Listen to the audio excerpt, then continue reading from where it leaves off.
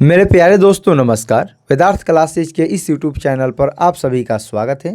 दोस्तों इस वीडियो में हम लोग 10वीं क्लास के संस्कृत के 300 ऐसे वीवीआई ऑब्जेक्टिव सवाल को देखने वाले हैं जो कि आपकी 10वीं की फाइनल परीक्षा की दृष्टि से काफ़ी महत्वपूर्ण है और ये सभी के सभी सवाल आपसे परीक्षाओं में बार बार पूछे जाते हैं। तो आइए दोस्त देखते हैं कि पहला सवाल क्या है। यदि आप हमारे चैनल पर नए हैं तो चैनल को सब्सक्राइब कर दीजिए, इस वीडियो को लाइक कर दीजिए। यदि आपका कोई भी दोस्त मित्र भाई बहन 10वीं कंप्लीट तैयारी करना चाहते हैं तो इस वीडियो को शेयर करके सब्सक्राइब जरूर करवाइए। और देखिए दोस्त, पहला सवाल दिया गया है और ये जो सवाल है 2025 के प्रथम शिफ्ट में पूछा गया है कि कौन कीचड़ में फंस गया। तो जो बाघ था वो कीचड़ में फंस गया, ऑप्शन नंबर ए हो जाएगा। अगला सवाल दिया गया है कि बूढ़ा बाघ क्या देना चाहता था। जो बूढ़ा बाघ था वो क्या देना चाहता था। तो बूढ़ा बाघ सोने का कंगन पथिक को देना चाहता था, ऑप्शन नंबर सी हो जाएगा इसका सही उत्तर। अगला सवाल है पथिक कहाँ फंस गया। पथिक कहाँ फंस गया। तो पथिक तालाब में फंस गया कि कहाँ फंस गया। तो पथिक कीचड़ में फंस गया था, ऑप्शन नंबर डी हो जाएगा। अगला सवाल है उद्योगिन पुरुष सिंह उपैति रिक्त स्थान की पूर्ति करें। उद्योगिन पुरुष सिंह उपैति, इसका सही उत्तर क्या हो जाएगा। लक्ष्मी उपैति, ऑप्शन नंबर डी हो जाएगा। 2023 के सेकेंड शिफ्ट में पूछा गया सवाल है। अगला सवाल दोस्त दिया गया है स्वामी दयानंद के गुरु कौन थे। तो स्वामी दयानंद जी के गुरु जी का नाम बिरजानंद था, ऑप्शन नंबर सी हो जाएगा। अगला सवाल है पथिक किसके द्वारा पकड़ा गया और खाया गया। तो जो पथिक था वो बाघ के हाथों पकड़ा गया और मार दिया गया, खा लिया गया बाघ के हाथों। अगला सवाल है कौन स्नान कर हाथ में कुश लेकर सरोवर के किनारे बोल रहा था। तो कौन जो बाघ था हाथ में कुश लेकर सरोवर के किनारे बोल रहा था। अगला सवाल दिया गया है कि गंगा देवी का समय क्या था। तो गंगा देवी का समय 14वीं सदी का था, ऑप्शन नंबर ए हो जाएगा। अगला सवाल है याज्ञवल्क्य की पत्नी कौन थी। याज्ञवल्क्य की पत्नी का नाम मैत्रेयी था, ऑप्शन नंबर ए हो जाएगा। अगला सवाल है महाभारत में किस लेखिका का उल्लेख मिलता है। तो महाभारत में किस लेखिका का। तो सुलभा का उल्लेख मिलता है महाभारत में, ऑप्शन नंबर सी हो जाएगा। अगला सवाल है वर्तमान काल की संस्कृत लेखिका कौन है। तो वर्तमान काल की संस्कृत लेखिका का नाम मिथिलेश कुमार मिश्र है, ऑप्शन नंबर सी हो जाएगा। अगला सवाल है कि सर्वप्रथम कर्ण क्या देता है। तो सबसे पहले जो कर्ण देते हैं इंद्र को 1000 गाय देते हैं, ऑप्शन नंबर डी हो जाएगा। गौ सहस्त्र सर्वप्रथम कर्ण देता है। अगला सवाल है याज्ञवल्क्य ने आत्मतत्व की शिक्षा किसको दी थी। तो याज्ञवल्क्य ने आत्मतत्व की शिक्षा अपनी पत्नी मैत्रेयी को दी थी। अगला सवाल है कि सत्यार्थ प्रकाश के लेखक कौन है। तो सत्यार्थ प्रकाश के लेखक का नाम है स्वामी दयानंद सरस्वती। अगला सवाल है कि 19वीं सदी के समाज सुधारक में प्रमुख कौन थे। 19वीं सदी के समाज सुधारक में प्रमुख स्वामी दयानंद थे। अगला सवाल है मूल शंकर के लिए क्या उद्बोधक सिद्ध हुआ। तो मूल शंकर के लिए स्वामी दयानंद के लिए शिवरात्रि का महापर्व उद्घोषक सिद्ध हुआ, ऑप्शन नंबर डी हो जाएगा। अगला सवाल है विग्रह एवं अकिश्चकर किनके द्वारा सोचा गया। विग्रह एवं अकिश्चकर यह स्वामी दयानंद के द्वारा सोचा गया और स्वामी दयानंद का बचपन का नाम मूल शंकर था, ऑप्शन नंबर ए हो जाएगा। 2022 के पूछा गया है और 2024 में पूछा गया है। 2022 के कंपार्टमेंटल में और 2024 के प्रथम शिफ्ट में पूछा गया सवाल है। अगला सवाल है संस्कृत साहित्य लेखिका किस प्रकार का पाठ है। तो संस्कृत साहित्य जो लेखिका है यह एक प्रकार का निबंध है। अगला सवाल है अथर्ववेद में कितने ऋषि पत्नियों का वर्णन किया गया है। तो अथर्ववेद में टोटल 5 ऋषि पत्नियों का वर्णन किया गया है। अगला सवाल है पंडित छामाराव के पिताजी के नाम क्या था। तो पंडित छामाराव के पिताजी का नाम पंडित संगरंग पांडुरंग था। अगला सवाल है कैसी तीर्थ रामचंद्र जी के हृदय में रति उत्पन्न कर रहे हैं। तो कैसा तीर्थ दोस्तों रमणिया जो है तीर्थ है रामचंद्र जी के हृदय में रति उत्पन्न कर रहे हैं। अगला सवाल है यह निर्मला मातृभूमि कैसी है, यानी कि जो भारत भूमि है वह कैसी है। तो भारत भूमि जो हम लोग की है, हम लोग के देश की निर्मल मातृभूमि है वह कैसी है दोस्तों, वह तसला है, ऑप्शन नंबर सी हो जाएगा। यह भारत महिमा चैप्टर से लिया गया है। अगला सवाल है स्वर्गा पवर्गा अस्मत् मार्गभूते देश कौन है, यानी कि स्वर्ग से भी ऊपर और इंद्र के लोक से भी बढ़िया कौन है। तो हम लोग का देश भारत है, ऑप्शन नंबर सी। लेकिन क्या ये सही में ऐसा ना अभी फिलहाल तो है नहीं, ऑप्शन नंबर सी हो जाएगा इसका सही उत्तर। अगला सवाल है भारत महिमा पाठ का प्रथम पद्य किस पुराण से संकलित है। तो भारत महिमा पाठ का प्रथम पद विष्णु पुराण से संकलित है, ऑप्शन नंबर ए हो जाएगा। अगला सवाल है, भारत महिमा पाठ में किस देश की महिमा का वर्णन किया गया है? तो भारत महिमा पाठ में भारत देश की महिमा का वर्णन किया गया है। अगला सवाल दिया गया है कि छामाराव ने किसकी रचना की? पंडिता छामाराव ने किसकी रचना की? तो शंकर चरित की रचना पंडिता छामाराव के द्वारा किया गया था। अगला सवाल है, याज्ञवल्क्य किसकी शिक्षा देते हैं? याज्ञवल्क्य अपने पत्नी को आत्म तत्व की शिक्षा देते हैं। अगला सवाल दिया गया है कि कर्णस्य दानवीरता किस प्रकार का पाठ है? कर्णस्य जो दानवीरता है यह एक प्रकार का नाटक है, एक नाटक खेला गया जिसका नाम क्या है? कर्णस्य दानवीरता है। कर्ण इंद्र के बारे में यहाँ पर चर्चा किया गया है। अगला सवाल है, सूर्य पुत्र कौन है? तो सूर्य के पुत्र का नाम दोस्तों कर्ण है। सूर्य पुत्र कर्ण है, ऑप्शन नंबर सी हो जाएगा। अगला सवाल दिया गया है, कर्ण किसको कवच और कुंडल दे देता है? जो कर्ण है कवच और कुंडल शक्र को दे देते हैं, इंद्र को दे देते हैं, ऑप्शन नंबर सी हो जाएगा। अगला सवाल है कि भारत महिमा पाठ में कुल कितने पद हैं? भारत महिमा पाठ में टोटल 5 पद है, ऑप्शन नंबर सी हो जाएगा इसका सही उत्तर। अगला सवाल है, मंदाकिनी वर्णम पाठ वाल्मीकि रामायण के अयोध्या कांड के किस सर्ग से लिया गया है? तो मंदाकिनी वर्णम जो पाठ है रामायण के अयोध्या कांड से लिया गया है, लेकिन अयोध्या कांड के 95वें सर्ग से लिया गया है, ऑप्शन नंबर ए हो जाएगा। यहाँ से 2 सवाल पूछेगा कि मंदाकिनी वर्णम पाठ रामायण के किस कांड से लिया गया है? तो अयोध्या कांड से। और अयोध्या कांड के किस सर्ग से लिया गया? तो 95वें सर्ग से लिया गया है। अगला सवाल है, मंदाकिनी वर्णन पाठ में राम किसको मंदाकिनी नदी दिखा रहे हैं? तो मंदाकिनी वर्णन पाठ में राम अपनी पत्नी सीता को मंदाकिनी के बारे में चर्चा कर रहे हैं, दिखा रहे हैं। अगला सवाल है, जटाजिन्धारा ऋष्य अवगाहनते रिक्त स्थान की पूर्ति करें। ये 2 बार पेपर में पूछा है, तो ध्यान दीजिएगा ऐसे ऐसे सवाल को। तो जटाजिन्धारा ऋष्य अवगाहनते मंदाकिनी नदी में खड़ा होकर आवाहन करते हैं। अगला सवाल है कि रंग बिरंगो तट वाली नदी कौन है? तो रंग बिरंगो तट वाली नदी का नाम है मंदाकिनी नदी। अगला सवाल है, व्यार्घपति की कथा का बाघ कैसा था? तो व्यार्घपति की कथा का पाठ का जो बाघ था वो बूढ़ा हो चुका था, तो इसीलिए छल से मनुष्यों को मार देता था, ऑप्शन नंबर बी हो जाएगा इसका सही उत्तर। अगला सवाल है, प्राचीन काल में शिष्यों को क्या कहा जाता था? तो प्राचीन काल में शिष्यों को ब्रह्मचारी कहा जाता था। अगला सवाल है, प्राचीन संस्कृति की पहचान किससे होती है? तो प्राचीन संस्कृति की पहचान संस्कारों से होती है। अगला सवाल है, जन्म पूर्व कितने संस्कार होते हैं? तो जन्म से पहले 3 संस्कार होते हैं। देखिए कई बार पूछा, 2, 4, 6 बार आपसे पेपर में पूछ चुका है। तो जन्म से पहले 3 संस्कार होता है। अगला सवाल है, किसके गीत देवता भी गाते हैं? किसके गीत? तो भारतवर्ष के गीत देवता भी गाते हैं, ऑप्शन नंबर ए हो जाएगा। अगला सवाल है, मंडप का निर्माण किस संस्कार में होता है? तो मंडप का निर्माण विवाह संस्कार में होता है। अगला सवाल है, अशांति किसके विनाश का कारण होती है? तो जो अशांति होती है वो मानव के विनाश का कारण होती है। अगला सवाल है, वेद किस प्रकार का शास्त्र है? जो वेद होता है वो नित्य और कृतक दोनों प्रकार का शास्त्र होता है। अगला सवाल है, अष्टाध्यायी ग्रंथ के रचनाकार कौन है? तो अष्टाध्यायी ग्रंथ के रचनाकार के नाम पाणिनि है, ऑप्शन नंबर सी हो जाएगा। अगला सवाल है, मनुष्य गृहस्थ जीवन में कब प्रवेश करता है? तो जब किसी भी व्यक्ति का मनुष्य का विवाह हो जाता है, विवाह के साथ ही मनुष्य क्या करता है? गृहस्थ जीवन में प्रवेश कर जाता है, विवाह संस्कार के साथ ही। अगला सवाल दिया गया है कि भारतीय जीवन में किस काल से संस्कारों का महत्व चलते आ रहा है? तो भारतीय जीवन में प्राचीन काल से ही संस्कारों का महत्व चलता आ रहा है। अगला सवाल दिया गया है कि रूप की रक्षा किससे होती है? तो रूप की रक्षा उपटन से होती है, मृजिया से होती है, ऑप्शन नंबर सी हो जाएगा। अगला सवाल दिया गया है कि व्यार्घपति कथा का जो पथिक है किसमें निगम हो गया?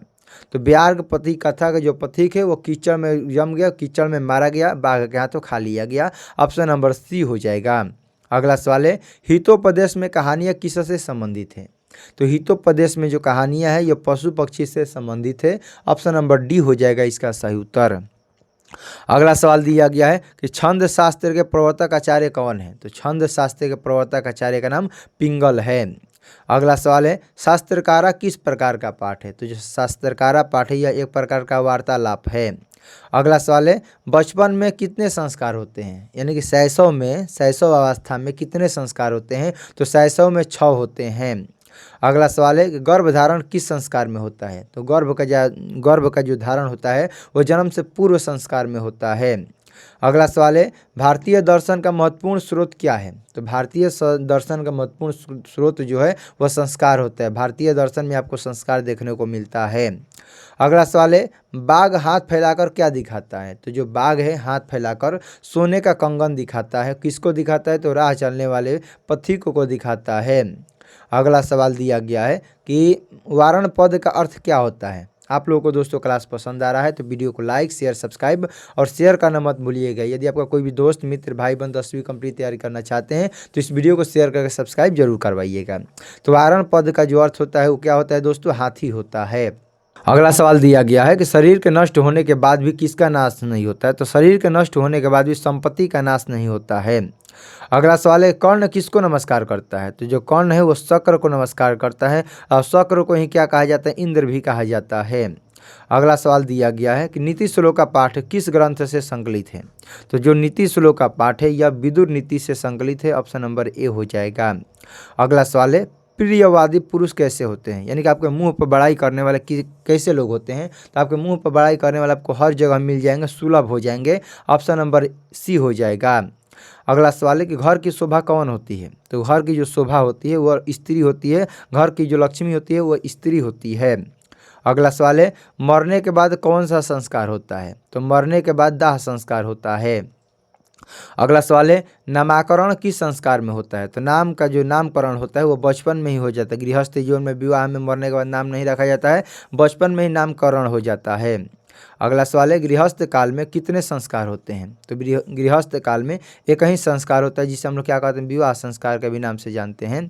गृहस्थ काल में विवाह संस्कार होता है। अगला सवाल है नराधम किस पर विश्वास करता है? नराधम जो लोग होते हैं, जो मूर्ख लोग होते हैं, बिना विश्वास वाले बात पर भी क्या कर लेते हैं? विश्वास कर लेते हैं। यानी कि नराधम लोग अविश्वासी पर भी विश्वास कर लेते हैं। जिस बात पर विश्वास नहीं करना चाहिए उस पर भी ये लोग क्या करते हैं? विश्वास कर लेते हैं।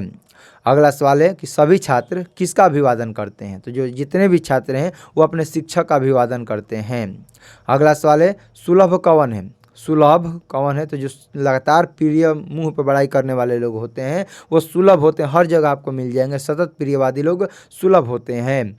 अगला सवाल दिया गया है कि राम प्रवेश राम का जन्म किस गांव में हुआ था? तो राम प्रवेश राम का जन्म बिहार के भीखनटोला गांव में हुआ था। अगला सवाल दिया है कुंती पुत्र कौन है? तो कुंती पुत्र कौन है? तो कुंती पुत्र कर्ण है। कर्ण भी या पांचों पांडव भी क्या थे? कुंती पुत्र थे। लेकिन विवाह से पहले इनका जन्म हुआ था कर्ण का, लेकिन विवाह के बाद किनका जन्म हुआ था? पांचों पांडव का जन्म हुआ था। भीम, अर्जुन, नकुल, सहदेव और कौन थे? युधिष्ठिर थे। अगला सवाल है किसका धन गांव के जीभ के समान होता है?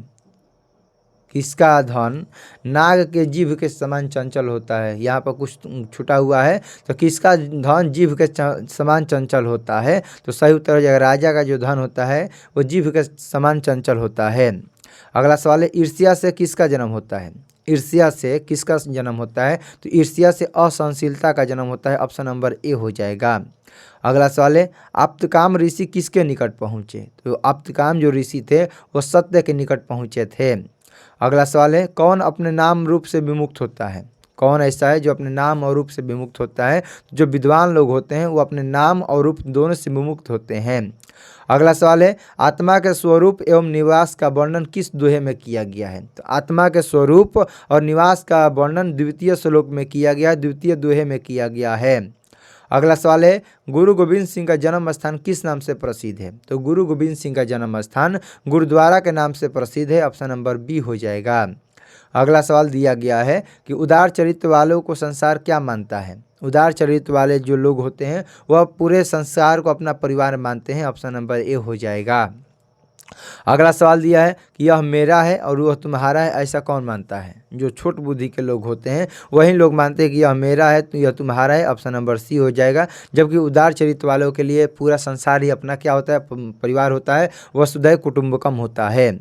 अगला सवाल है कि वैर से किसका नाश असंभव है? तो वैर से वैर का नाश असंभव है। अगला सवाल है, प्रशासन ने भीखनटोला से 1 कोस की दूरी पर क्या स्थापित किया? तो प्रशासन ने भीखनटोला से 1 कोस की दूरी पर प्राथमिक विद्यालय स्थापित किया। अगला सवाल है, छात्रों के लिए तप क्या है? छात्रों के लिए तप क्या है? तो छात्रों के लिए तप अध्ययन करना है। अगला सवाल है, करमवीर कथा में प्रशासन के क्षेत्र में कौन लोकप्रिय हुआ? तो करमवीर कथा में प्रशासन के क्षेत्र में राम परवेशराम लोकप्रिय हुआ। ऑप्शन नंबर बी हो जाएगा। अगला सवाल है, कालांतर में कौन गांव पाटलिपुत्र कहलाया? तो कालांतर में जो पाटली गांव था वहीं पाटलिपुत्र के नाम से जाना गया। ऑप्शन नंबर सी हो जाएगा। अगला सवाल है, सभी प्राणियों को जानने वाला कौन होता है? तो सभी प्राणियों को जानने वाले को पंडित कहा जाता है, यानी कि जिसके बारे में सब कुछ पता है उसे हम लोग क्या कहते हैं? पंडित कहते हैं। अगला सवाल है, मिर्जिया से किसकी रक्षा होती है? यानी कि उबटन से किसकी रक्षा होती है? तो उबटन से, मिर्जिया से आपके रूप की रक्षा होती है। अगला सवाल है, नीति श्लोक का पाठ के आधार पर अविश्वासी पर भी कौन विश्वास कर लेता है? तो नीति श्लोक का पाठ के आधार पर मूर्ख के बात पर भी लोग क्या करते हैं? विश्वास कर लेते हैं। अधम के बात पर भी विश्वास कर लेते हैं। अगला सवाल है कि राम परवेशराम ने अनेक विषयों के पुस्तकों को आत्मसात कहाँ किया? तो राम परवेशराम ने अनेक विषयों के पुस्तकों को महाविद्यालय के पुस्तकालय में आत्मसात किया, पढ़ाई किया था। अगला सवाल है, स्वामी दयानंद का परिवार किसका उपासक था? तो स्वामी दयानंद जी का जो परिवार था भगवान शिव का उपासक था। ऑप्शन नंबर सी हो जाएगा। अगला सवाल है, स्वामी दयानंद ने किस संस्था की स्थापना की? तो स्वामी दयानंद ने आर्य समाज की स्थापना किया था। अगला सवाल है कि न्याय दर्शन के प्रवर्तक कौन है? तो न्याय दर्शन के प्रवर्तक का नाम गौतम है। ऑप्शन नंबर सी हो जाएगा। न्याय दर्शन के प्रवर्तक गौतम है। अगला सवाल है कि वेदा संति वेद कितने होते हैं? तो 4 वेद होते हैं, ऋग्वेद, यजुर्वेद, सामवेद, अथर्ववेद। तो वेदा कितने होते हैं? 4 होते हैं, 4 होते हैं। अगला सवाल है कि विदुर किसके प्रश्नों का उत्तर देता है? तो जो विदुर होता है वो धृतराष्ट्र के प्रश्नों का समुचित उत्तर देता है। ऑप्शन नंबर डी हो जाएगा। अगला सवाल है, विदुर कौन था? विदुर कौन था? तो विदुर मंत्री था। ऑप्शन नंबर बी हो जाएगा। अगला सवाल है, विदुर नीति के रचनाकार कौन है? तो विदुर नीति के रचनाकार का नाम विदुर है। ऑप्शन नंबर डी हो जाएगा। अगला सवाल है, किसका प्रचार दयानंद ने किया? किसका प्रचार? तो शुद्ध तत्व ज्ञान का प्रचार स्वामी दयानंद के द्वारा किया गया। अगला सवाल है, गुरु गोविंद सिंह संप्रदाय से गुरु आसित। गुरु गोविंद सिंह सिखों के कौन गुरु थे? तो सिखों के 10वें गुरु जी का नाम गुरु गोविंद सिंह था। ऑप्शन नंबर ए हो जाएगा। अगला सवाल है, कृषि विज्ञान के प्रवर्तक आचार्य कौन है? तो कृषि विज्ञान के प्रवर्तक आचार्य का नाम पराशर है। अगला सवाल है, उच्चारण प्रक्रिया का ज्ञान किस शास्त्र से होता है? तो उच्चारण प्रक्रिया का ज्ञान शिक्षा शास्त्र से होता है। अगला सवाल है, नदियाँ समुद्र में कैसे मिलती है? तो नदियाँ समुद्र में अपना नाम और रूप दोनों को छोड़कर समुद्र में जाकर मिल जाती है। अगला सवाल है कि रात्रि जागरण छोड़कर मूल शंकर कहाँ गए? तो रात्रि जागरण को छोड़कर मूल शंकर स्वामी दयानंद कहाँ चले गए थे? तो अपने घर चले गए थे। अगला और 100 नंबर सवाल दिया है कि स्वामी दयानंद घर छोड़कर घूमते हुए कहाँ पहुँचे? तो स्वामी दयानंद घर छोड़कर घूमते हुए मथुरा जाकर पहुँच गए। ऑप्शन नंबर बी हो जाएगा। अगला सवाल है कि मेगास्थनीज कहाँ का राजदूत था? तो जो मेगास्थनीज है वह यूनान का राजदूत था। ऑप्शन नंबर ए हो जाएगा। अगला सवाल दिया गया है कि पाटलिपुत्र में विशेष रूप से क्षेत्र रहा है। तो पाटलिपुत्र विशेष रूप से धर्म का, उद्योग का, राजनीति, इन तीनों का विशेष रूप से क्षेत्र रहा है। अगला सवाल दिया गया है कि फहियान भारत किसके शासनकाल में आया था? तो फहियान चाइना से मौर्य वंश के शासनकाल में आया था। अगला सवाल है कि पुरुष परीक्षा क्या शिक्षा देती है? जो पुरुष परीक्षा है वो दोष के निराकरण की शिक्षा देती है, हमें दोष नहीं करना चाहिए, इसी के बारे में शिक्षा देती है। अगला सवाल दिया गया है, आलसियों को प्रतिदिन इच्छा भर भोजन कौन दिलवाता था? तो आलसियों को प्रतिदिन इच्छा भर वहाँ के मंत्री वीरेश्वर दिन भर इच्छा भर भोजन करवाते थे। ऑप्शन नंबर बी हो जाएगा। अगला सवाल है कि डीएवी स्कूल की स्थापना कब हुई? तो डीएवी स्कूल की स्थापना 1883 ईस्वी में हुआ था। ऑप्शन नंबर सी हो जाएगा। अगला सवाल दिया गया है कि रमणीय तीर्थ क्या उत्पन्न कर रहे हैं? तो रमणीय जो तीर्थ है वह रति को उत्पन्न कर रहे हैं। ऑप्शन नंबर ए हो जाएगा। अगला सवाल दिया है कि राम मंदाकिनी की शोभा किसको दिखा रहे हैं? तो राम जी मंदाकिनी की शोभा अपनी पत्नी सीता को दिखा रहे हैं। अगला सवाल है कि देव मार्ग का विस्तार होता है। देव मार्ग का विस्तार कैसे होगा? तो जब आप सत्य बोलिएगा, सच बोलिएगा, तभी आपको देव मार्ग का विस्तार होगा। ऑप्शन नंबर बी हो जाएगा। अगला सवाल है कि सर्वत्र परम पुरुष परमात्मा का किया गया है। तो सभी जगह परम पुरुष परमात्मा का क्या किया जाता है? गुणगान किया जाता है। ऑप्शन नंबर सी हो जाएगा। अगला सवाल है कि समाज और शिक्षा के सुधारक कौन है? तो समाज और शिक्षा के उदारक सुधारक स्वामी दयानंद थे। ऑप्शन नंबर बी हो जाएगा। अगला सवाल है कि मध्यकाल में किसका आडंबर था? तो मध्यकाल में किसमें आडंबर था, किसमें दिखावा था? तो मध्यकाल में धार्मिक कार्यों में दिखावा था। ऑप्शन नंबर डी हो जाएगा। अगला सवाल है कि कौन मेधावी थे? तो स्वामी जो दयानंद थे वो बचपन से ही मेधावी थे। ऑप्शन नंबर सी हो जाएगा। अगला सवाल दिया गया है कि किसकी शाखा देश विदेश में है? तो आर्य समाज की शाखा जो है वह देश विदेश में है। ऑप्शन नंबर बी हो जाएगा। अगला सवाल है कि मूल शंकर को किसके प्रति अनास्था हो गई? मूल शंकर को, स्वामी दयानंद को मूर्ति पूजा के प्रति अनास्था उत्पन्न हो गई। अगला सवाल है कि पटना शब्द किस शब्द से बना है? तो जो पटना शब्द है वह पतनम से बना है। ऑप्शन नंबर सी हो जाएगा। अगला सवाल है गुरु गोविंद सिंह किस धर्म के गुरु थे? तो गुरु गोविंद सिंह सिख धर्म के गुरु थे। अगला सवाल है कि पाटलिपुत्र किस नदी के किनारे बसा हुआ है? तो पाटलिपुत्र जो पटना है वो गंगा नदी के किनारे बसा हुआ है। अगला सवाल है कि राजशेखर का प्रमुख काव्य ग्रंथ कौन है? तो राजशेखर का प्रमुख काव्य ग्रंथ काव्य मीमांसा है। ऑप्शन नंबर बी हो जाएगा। अगला सवाल है कि राम ने विशालाक्षी किसको संबोधित किया है? तो राम ने विशालाक्षी कहकर पत्नी सीता को संबोधित किया है। ऑप्शन नंबर ए हो जाएगा। अगला सवाल है कौन नृत्य के समान प्रतीत हो रहा है? तो जो पर्वत है वो नृत्य के समान प्रतीत हो रहा है। अगला सवाल है कि मंदाकिनी नदी का जल पीने से गंदा हो गया है। मंदाकिनी नदी का जल किसके पीने से गंदा हो गया है? तो मंदाकिनी नदी का जल हिरणों के झुंड के द्वारा पीने से गंदा हो गया है।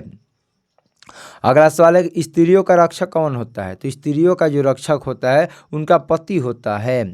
अगला सवाल है कि कौन परिश्रम नहीं करना चाहता है? तो जो आलसी लोग होते हैं वो परिश्रम नहीं करना चाहते हैं। अगला सवाल है कि बच्चों की रक्षक कौन होती है? पत्नियों की रक्षक तो उसके पति होते हैं और बच्चों की रक्षक उनकी माता जी होती है। अगला सवाल है कि मंदाकिनी में कौन स्नान करता है? तो मंदाकिनी नदी में जो ऋषिगण होते हैं वही स्नान करते हैं। अगला सवाल है कि मंदाकिनी वर्णन पाठ में कुल कितने पद हैं? तो मंदाकिनी वर्णन पाठ में टोटल 10 पद है। ऑप्शन नंबर डी हो जाएगा। अगला सवाल दिया है कि मुनिय उधर बाहव नियमाता उपस्थित, यानी कि मुनि लोग अपने दोनों हाथ को ऊपर करके किसकी उपासना करते हैं? किसके उपासना करते हैं? तो सूर्य भगवान की उपासना करते हैं, आदित्य की उपासना करते हैं। अगला सवाल दिया गया है कि व्यार्गपति कथा हितोपदेश के किस भाग से संकलित है? तो व्यार्गपति जो कथा है वह हितोपदेश के मित्र लाभ से संकलित है। ऑप्शन नंबर डी हो जाएगा। अगला सवाल है कि वीरेश्वर कैसा मंत्री था? तो वीरेश्वर दयालु प्रवृत्ति का मंत्री था। अगला सवाल है कि अलसशाला में आग क्यों लगाई गई? तो अलसशाला में आलसियों की परीक्षा लेने के लिए, आलसियों को परीक्षा लेने के लिए अलसशाला में आग लगाई गई।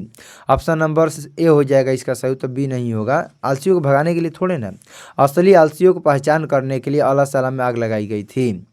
अगला सवाल दिया गया कि स्वामी दयानंद के लिए कौन पर्व उद्घोषक सिद्ध हुआ? तो स्वामी दयानंद के लिए शिवरात्रि पर्व महापर्व जो था वो उद्घोषक सिद्ध हुआ। ऑप्शन नंबर डी हो जाएगा। अगला सवाल है कि डीएवी स्कूल की स्थापना किसने की? तो डीएवी स्कूल की स्थापना, डीएवी विश्वविद्यालय की, डीएवी विद्यालय की स्थापना स्वामी दयानंद के अनुयायियों के द्वारा किया गया था। अगला सवाल है कि अरे वचाला कितना बोलते हो, ये किस पुरुष का कथन है? तो ये चौथे पुरुष का कथन है कि अरे वचाला कितना तुम लोग बोलते हो। ऑप्शन नंबर डी हो जाएगा। अगला सवाल है कि आधुनिक काल की संस्कृत कवित्री कौन है? तो आधुनिक काल की संस्कृत कवित्री का नाम है पंडिता छामाराव। आधुनिक काल की संस्कृत कवित्री है। अगला सवाल है कि दक्षिण भारतीय संस्कृत लेखिका कौन है? तो दक्षिण भारतीय संस्कृत लेखिका इनमें से सभी है, चाहे वह शीला भट्टारिका हो या राम भद्राम्बा हो या देव कुमारिका हो, ये सबके सब क्या है? दक्षिण भारत के संस्कृत लेखिका है। अगला सवाल दिया है अरे हल्ला कैसे, ऐसा किसने बोला? तो अरे हल्ला कैसे यह प्रथम पुरुष के द्वारा बोला गया है। अगला सवाल है कि लगता है इस घर में आग लग गई है, ऐसा किसने कहा? तो लगता है इस घर में आग लग गई है, ऐसा द्वितीय पुरुष के द्वारा कहा गया है। अगला सवाल दिया गया है कि लौकिक संस्कृत साहित्य में 40 कवित्रियों के कितने पद स्पष्ट रूप में मिले हैं? तो लौकिक संस्कृत साहित्य में 40 कवित्रियों के टोटल 100 पद मिले हैं। अगला सवाल दिया है, कथम मारात्मके त्वय्य विश्वास, तुम मारने वाले जंतु पर मैं कैसे विश्वास कर लूँ, ऐसा किसने कहा? तो ऐसा पथिक के द्वारा कहा गया था। तो तुम लोग मारने वाले हिंसक जानवर पर मैं कैसे विश्वास कर सकता हूँ। अगला सवाल है कि पथिक स्नान करने कहाँ गया? तो जो पथिक था स्नान करने तालाब में गया, कीचड़ वाली तालाब में चला गया। अगला सवाल है कि दान किसको देना चाहिए? दान किसको देना चाहिए? तो जो दरिद्र लोग होते हैं उन्हीं लोगों को क्या दिया जाता है? दान दिया जाता है। अगला सवाल है कि रामायण के रचनाकार कौन है? तो रामायण के रचनाकार का नाम वाल्मीकि जी है। अगला सवाल दिया गया है कि कालिदास की कौन सी रचना है? तो रघुवंशम जो रचना है वो कालिदास के द्वारा रचा गया है। अगला सवाल है कि विष के संपर्क में अमृत किसका कारण बन जाता है? तो विष के संपर्क में आकर अमृत जो होता है वो भी क्या होता है? मृत्यु का कारण बन जाता है। अगला सवाल है किसको धन नहीं देना चाहिए? तो जो किसको नहीं देना चाहिए? जो पैसा वाले लोग हैं उनको धन नहीं देना चाहिए। जो गरीब लोग हैं, असहाय हैं, दुर्लभ है, दुर्बल है, दरिद्र है, उन्हीं लोगों को धन देना चाहिए। अगला सवाल दिया है कि दवा किसका मित्र होता है? तो जो दवा होता है वो जो बीमार व्यक्ति होता है उन्हीं के लिए दवा बनाया गया है, रोगी के लिए दवा बनाया गया है। अगला सवाल है कि अविश्वासी पात्र पर विश्वास करने से क्या होता है? तो अविश्वासी पात्र पर, बिना विश्वास करने वाले बात पर विश्वास करने से आप ही का घाटा जाएगा। ऑप्शन नंबर बी हो जाएगा। अगला सवाल है कि व्यार्गपति कथा पाठ में कौनते शब्द किसके लिए प्रयोग हुआ है? तो व्यार्गपति कथा पाठ में कौनते जो शब्द है वह अर्जुन के लिए उत्पन्न हुआ है। ऑप्शन नंबर सी हो जाएगा। अगला सवाल है कर्ण भार रूपक के रचनाकार कौन है? तो कर्ण भार रूपक के जो रचनाकार है वो कौन है? महर्षि भास है। ऑप्शन नंबर डी हो जाएगा। अगला सवाल है विशाल संस्कृत साहित्य किसके द्वारा संवर्धित है? तो जो विशाल संस्कृत साहित्य है वो कवियों के द्वारा और शास्त्रकारों के द्वारा संरक्षित है, संवर्धित है। ऑप्शन नंबर सी हो जाएगा। अगला सवाल है अच्युत राय कहाँ के राजा थे? तो जो अच्युत राय थे वो विजयनगर के राजा थे। ऑप्शन नंबर ए हो जाएगा। अगला सवाल है कि लौकिक संस्कृत साहित्य की कवित्रियों में प्रथम कल्पा कौन है? तो लौकिक संस्कृत साहित्य की कवित्रियों में प्रथम कल्पा विजयांका है। ऑप्शन नंबर सी हो जाएगा। अगला सवाल है कि भारतीय धारा कैसी है? जो भारतीय धारा है वो विशाला है, विशाल है। ऑप्शन नंबर बी हो जाएगा। अगला सवाल है कि समाज में गाड़ी कैसे चलती है? तो समाज में जो गाड़ी है वो पुरुष और नारी दोनों से चलता है। अगला सवाल है कि मैत्रेयी कौन थी? तो जो मैत्रेयी थी वो कौन थी? तो याज्ञवल्क्य की पत्नी का नाम मैत्रेयी था, जिनको जो याज्ञवल्क्य है अपनी पत्नी मैत्रेयी को आत्मतत्व की शिक्षा देते थे। ऑप्शन नंबर डी हो जाएगा। अगला सवाल है कि लौकिक संस्कृत साहित्य में कितने कवित्रियों के पद मिलते हैं? तो लौकिक संस्कृत साहित्य में टोटल 40 कवित्रियों के पद मिलते हैं। अगला सवाल है कि भारत के लोग किस भाव से रहते हैं? तो भारत के लोग एकत्व भाव से रहते हैं, एकता में रहते हैं। अगला सवाल है कि कौन सी भूमि पवित्र और ममतामयी है? तो जो भारत भूमि है वो पवित्र है और ममतामयी है। अगला सवाल है कि अहम निर्मला वसंतो वसंती यह किस पाठ से लिया गया है? तो अहम निर्मला वसंतो वसंती यह भारत महिमा पाठ से लिया गया है। आपको सही उत्तर हो जाएगा ऑप्शन नंबर ए। अगला सवाल है शास्त्र किसके द्वारा रचित है? तो जो शास्त्र होता है वो ऋषियों के द्वारा रचा गया है। अगला सवाल दिया गया है कि भारत भूमि पर जन्म लेने वालों की तुलना किससे की गई है? तो भारत भूमि पर जन्म लेने वालों की तुलना देवता से किया गया है। अगला सवाल है कि भारत भूमि का गुणगान कौन करता है? तो भारत भूमि का गुणगान देवता लोग करते हैं। अगला सवाल दिया है कि अंगराज किसे कहा गया है? तो अंगराज कर्ण को कहा गया है। ऑप्शन नंबर ए हो जाएगा। अगला सवाल है कि शक्र किसका नाम है? शक्र किसका नाम है? तो जो इंद्र हैं उन्हीं को क्या कहा गया है? शक्र कहा गया है। ऑप्शन नंबर बी हो जाएगा। अगला सवाल दिया गया है कि कर्णस्य दानवीरता पाठ में द धातु किसका कथन है? तो कर्णस्य दानवीरता पाठ में द धातु यह शक्र के द्वारा कहा गया है, इंद्र के द्वारा कहा गया है। अगला सवाल है कर्ण किसके पक्ष से युद्ध करता है? तो जो कर्ण है वो कौरवों के पक्ष से युद्ध करता है। ऑप्शन नंबर बी हो जाएगा। अगला सवाल है कि सीमंतो नयनम संस्कार का प्रयोजन क्या था? तो सीमंतो नयनम संस्कार का प्रयोजन गर्भवती की प्रसन्नता है। ऑप्शन नंबर बी हो जाएगा। अगला सवाल है कि भारतीय दर्शन की महत्वपूर्ण उपादान क्या है? तो भारतीय दर्शन की महत्वपूर्ण उपादान संस्कार होता है। ऑप्शन नंबर सी हो जाएगा। अगला सवाल दिया गया है कि शांत संस्कार कहाँ होता है। तो जो कि शांत संस्कार होता है वो गुरु के घर में होता है। ऑप्शन गुरु के गृह में होता है। ऑप्शन नंबर ए हो जाएगा। अगला सवाल है हम लोगों को देशभक्ति कैसी होनी चाहिए। तो हम लोगों में देशभक्ति कैसी होनी चाहिए, आदर्श होनी चाहिए। अगला सवाल है कि भारत के उत्तर में कौन प्रहरी की तरह विराजमान है। तो भारत के उत्तर में जो हिमालय पर्वत है वो प्रहरी की तरह विराजमान है। अगला सवाल है कि भारत महिमा पाठ का प्रथम श्लोक किस पुराण से लिया गया है। तो भारत महिमा का जो प्रथम श्लोक है वो विष्णु पुराण से लिया गया है। अगला सवाल है किस संस्कार को गोदान संस्कार भी कहा जाता है। तो जो कि शांत संस्कार होता है उसी को गोदान संस्कार भी कहा जाता है। अगला सवाल है कि लाजा होम कर्मकांड किस संस्कार में होता है। तो जब आपका विवाह हो जाएगा उसी में यह संस्कार होता है जिसे हम लोग क्या बोलते हैं, लाजा होम। लाजा होम यह एक प्रकार का विवाह संस्कार में आता है। अगला सवाल है कि इंडिका किनकी पुस्तक है। तो जो इंडिका पुस्तक है वो किनकी है, तो वो मेगास्थनीज की है। ऑप्शन नंबर ए हो जाएगा। ऐसे ये कभी सवाल आपसे जीवन में पूछेगा नहीं कि इंडिका किसकी पुस्तक है, लेकिन याद रखिए कि जो इंडिका है वह मेगास्थनीज की पुस्तक है। अगला सवाल है कि पुंसवनम संस्कार का मुख्य उद्देश्य क्या है। तो पुंसवनम संस्कार का मुख्य उद्देश्य गर्भस्थ में संस्कार का आरोपण है। ऑप्शन नंबर बी हो जाएगा। अगला सवाल है कि सतत प्रियवादी लोग होते हैं। तो सतत प्रियवादी लोग कैसे होते हैं, तो सुलभ होते हैं, आपको हर जगह मिल जाएंगे। अगला सवाल दिया गया है कि आज विध्वंसक के लिए किसका निर्माण हो रहा है। तो आज विध्वंसक के लिए अस्तरों का निर्माण हो रहा है। अगला सवाल है कि दूसरों को दुख देने से किसका नाश होता है। तो दूसरों को दुख देने से अपना ही नाश होता है। ऑप्शन नंबर बी हो जाएगा। अगला सवाल है कि संकट के समय एक देश दूसरे देश को क्या करते हैं। तो संकट के समय एक देश दूसरे देश की सहायता करते हैं। ऑप्शन नंबर सी हो जाएगा।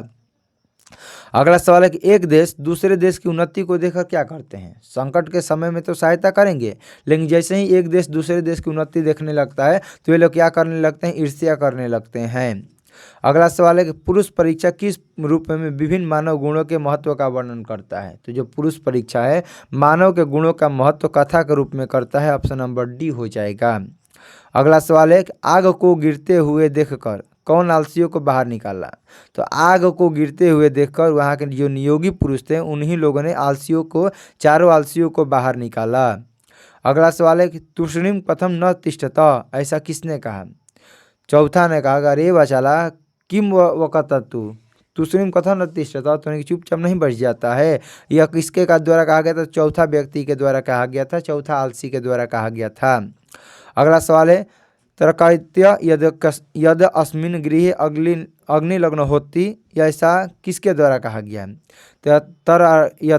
तरक्यत यस्मिन गृह अग्निलग्न होती, ऐसा द्वितीय व्यक्ति के द्वारा कहा कि लगता है कि इस घर में आग लग गया है, ऐसा द्वितीय व्यक्ति के द्वारा कहा गया था। अगला सवाल है कि विजयनगर के राजा ने किस भाषा के संरक्षण का प्रयास किया। तो विजयनगर के राजा ने संस्कृत भाषा के संरक्षण का प्रयास किया था। अगला सवाल दिया गया है कि मधुरा विजयम महाकाव्य की रचनाकार कौन थी। तो मधुरा विजयम महाकाव्य की रचनाकार गंगा देवी थी। अगला सवाल है कि भारतवर्ष में किसकी महान परंपरा है। तो भारतवर्ष में शास्त्र की महान परंपरा है। अगला सवाल है कि अनर्थ का नाश किससे होता है। तो अनर्थ का नाश पराक्रम से होता है। ऑप्शन नंबर डी हो जाएगा। अगला सवाल है नीति श्लोका पाठ के रचनाकार कौन है। तो नीति श्लोका पाठ के रचनाकार का नाम विदुर है। विदुर के द्वारा नीति श्लोका पाठ लिखा गया है। अगला सवाल है कि नीति श्लोका पाठ किस ग्रंथ से लिया गया है। तो नीति श्लोका जो पाठ है यह महाभारत से लिया गया है। अगला सवाल है कि कुल की रक्षा किससे होती है। तो कुल की रक्षा वृत्ति से होती है। ऑप्शन नंबर बी हो जाएगा।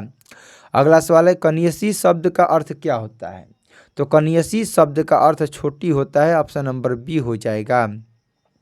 अगला सवाल है कि प्राचीन काले शिष्य इति कथ्यते स्म, यानी कि प्राचीन काल में शिष्यों को क्या कहा जाता था।